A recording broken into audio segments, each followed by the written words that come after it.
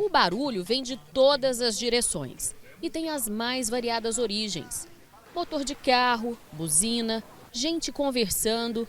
E já que estamos em meio a lojas e vendedores ambulantes, inevitável o poder do grito para chamar a atenção e garantir uma venda. Olha a água, olha a água, olha a água. E quem vende coletâneas de música em pendrive, por exemplo, precisa mostrar se o produto é bom.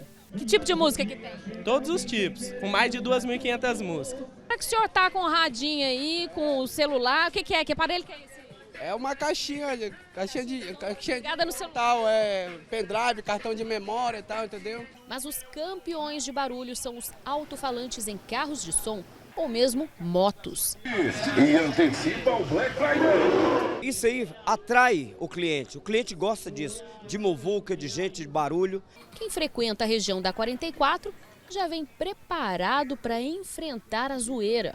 Barulho de gente, barulho de som, gente conversando, carro demais, tem que vir preparado. Quem trabalha por aqui sente ainda mais as consequências.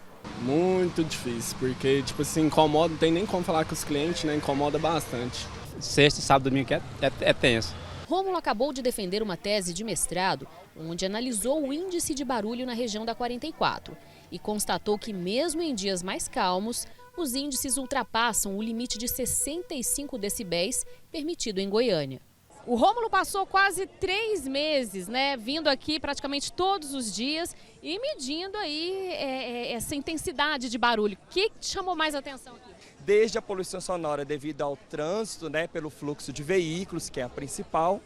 Também temos carros de som passando com um volume bem excessivo. Temos vendedores ambulantes anunciando seus produtos, Venda no gogó. Venda no gogó, isso mesmo. A gente está vendo aqui oscilando, de 66, 65, que seria o permitido atualmente, até mais de 80. Sim, o estudo ele destacou e identificou níveis de pressão sonora com valores máximos, todos eles acima de 80 decibéis, o que é bastante prejudicial para a saúde do homem. Lucas é físico e foi o professor que orientou as pesquisas de Rômulo. Ele alerta para os danos que a exposição ao excesso de barulho pode causar.